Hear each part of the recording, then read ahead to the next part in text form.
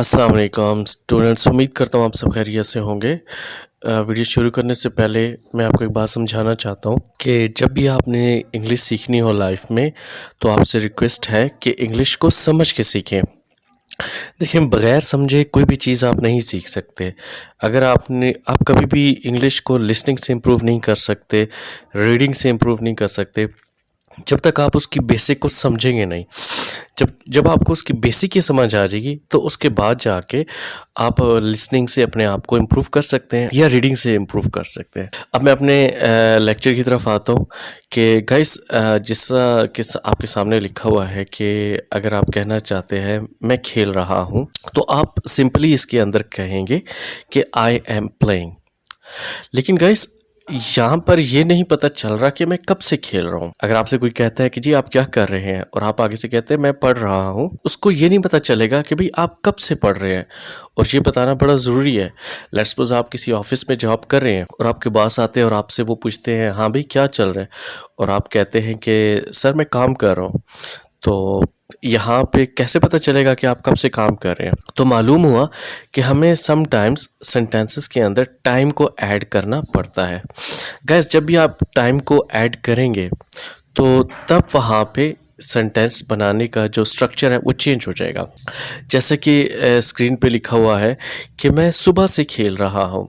Guys, इसको बहुत सारे स्टूडेंट्स मिस्टेक करते हैं, और वो इसके जो ट्रांसलेशन है वो ऐसे करते हैं कि I am playing from morning. Guys, यहाँ पे फ्रॉम नहीं आएगा।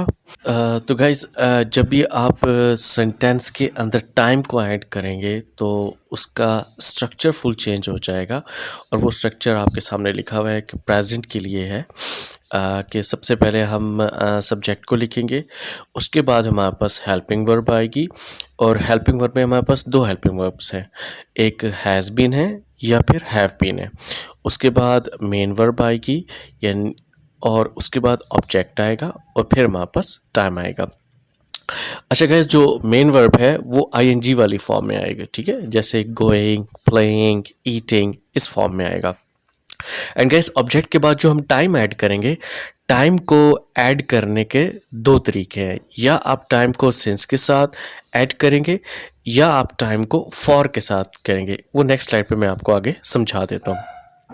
इसके बाद गाइस, जब यही सेंटेंसेस हम पास में कन्वर्ट कर देंगे, तो उसका स्ट्रक्चर में सिर्फ जो हेल्पिंग वर्ब है वो चेंज हो जाएगा। यानी कि सबसे पहले हम सब्जेक्ट लिखेंगे, उसके बाद हमारे पास हैड बीन आएगा तमाम सब्जेक्ट्स के साथ, ठीक है, और फिर हमारे पास मेन वर्ब आएगी आईएनजी की फॉर्म में, फिर ऑब्जेक्ट पार्ट है, और फिर वही जब हम टाइम ऐड करेंगे तो या सिंस के साथ करेंगे या फॉर के साथ करेंगे। अच्छा गाइस, आपने देखा होगा कि जो मेरा थंबनेल है उसके अंदर मैंने V4 लिखा हुआ था। गाइस, बहुत सारे स्कूल्स के अंदर, कॉलेजेस के अंदर नहीं बताया जाता कि ये जो फोर्थ फॉर्म ऑफ वर्ब है ये कौन सी होती है। देखिए, पहली होती है प्ले, उसकी सेकंड फॉर्म है प्लेड, थर्ड फॉर्म है प्लेड, और उसकी जो फोर्थ फॉर्म होती है वो आईएनजी वाली फॉर्म होती है। अब जैसे प्ले है, इसकी फोर्थ फॉर्म क्या होगी? प्लेइंग। अगर हमारे पास एक फॉर्म है गो, उसकी फोर्थ फॉर्म क्या बनेगी? गोइंग। अगर हमारे पास एक फॉर्म है, फर्स्ट फॉर्म है ईट, उसकी जो फोर्थ फॉर्म बनेगी वो बनेगी ईटिंग।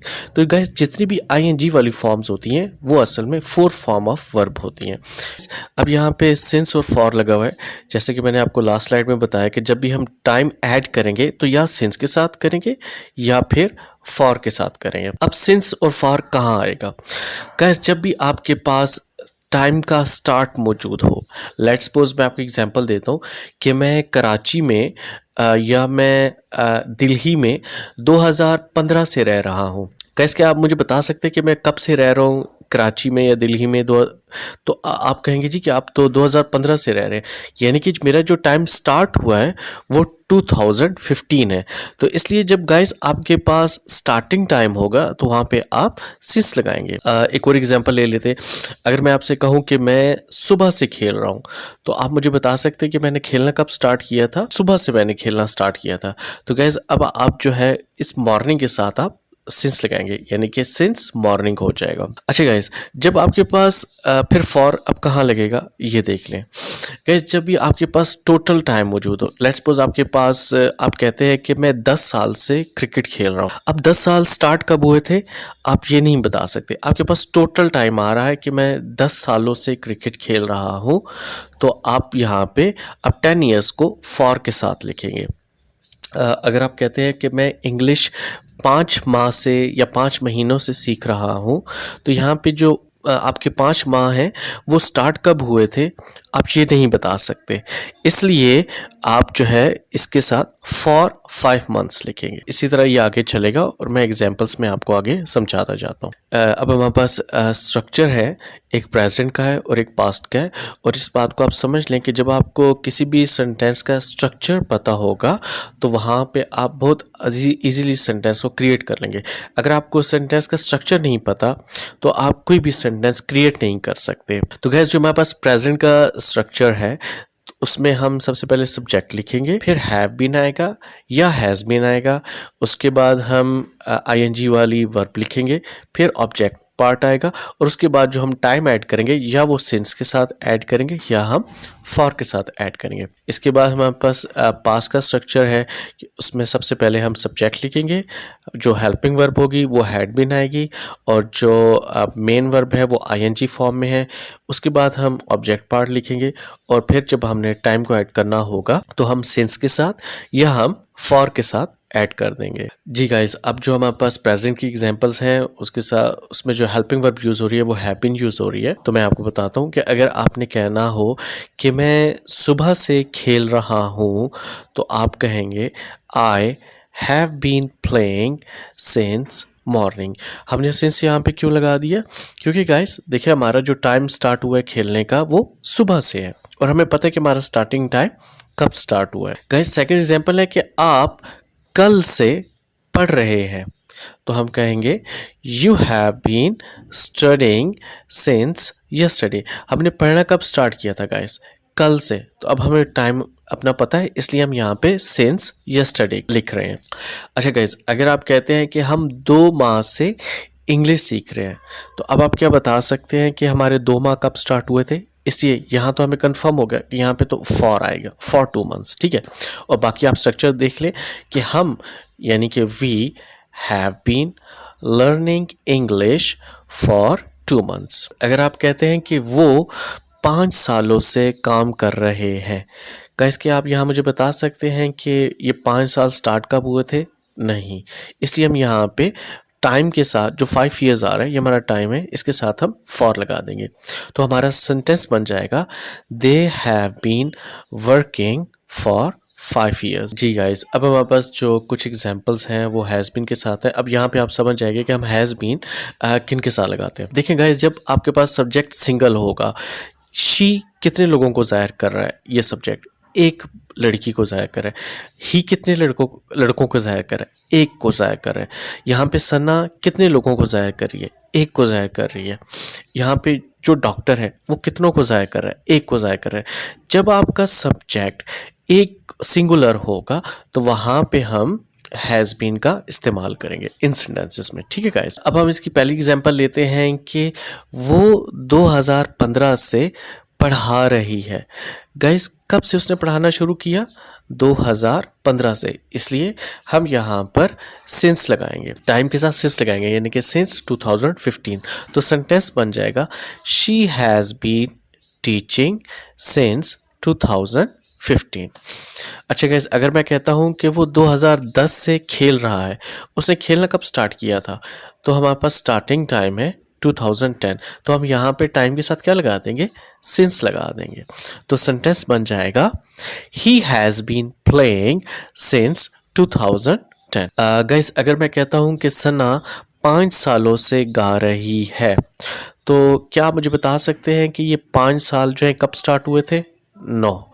तो गाइस अब यहाँ पे आप टाइम के साथ फॉर लगा देंगे, तो सेंटेंस बन जाएगा Sana has been singing for 5 years. अगर आप कहते हैं कि जो डॉक्टर है वो अपने पेशेंट्स को 10 सालों से देख रहा है या उनका चेकअप कर रहा है।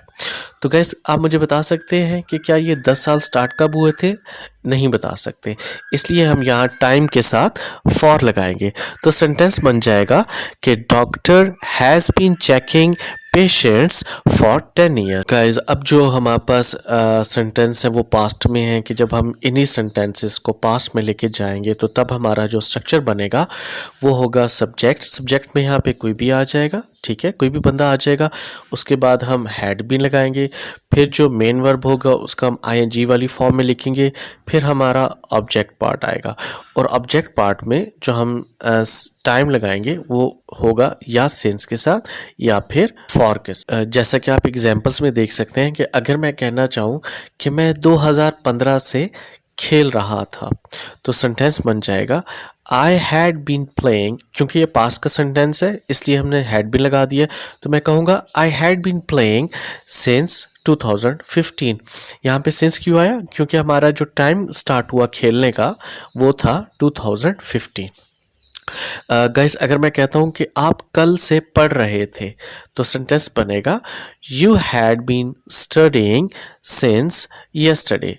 सिंस क्यों लगा? क्योंकि आपने जब पढ़ना स्टार्ट किया तो वो कल से पढ़ना स्टार्ट किया, इसलिए हमारे पास टाइम जो है उसका जो स्टार्टिंग पॉइंट है वो हमें पता है। गाइस जो नेक्स्ट सेंटेंस है वो है कि वो 2 महीनों से खेल रहा था, तो सेंटेंस बन जाएगा he had been playing for 2 months. यहाँ पे हमने फॉर क्यों लगाया टाइम के साथ? क्योंकि जो 2 मंथ्स है उसका स्टार्टिंग पॉइंट हमारे पास नहीं है। नेक्स्ट सेंटेंस है कि वो 5 सालों से गा रही थी, तो सेंटेंस बनेगा she had been singing for 5 years. Guys यहाँ पे हमने फॉर क्यों लगाया? क्योंकि हमारे पास जो टाइम है उसका स्टार्टिंग पॉइंट हमारे पास नहीं है कि ये 5 साल शुरू कब हुए थे, इसलिए हमने यहाँ पे टाइम के साथ फॉर लगा दिया। उम्मीद करता हूँ गाइस कि आपको अच्छे से समझ आ गया होगा। गाइस रिक्वेस्ट है कि जब भी आप इंग्लिश को सीखें तो उसको समझ के सीखें।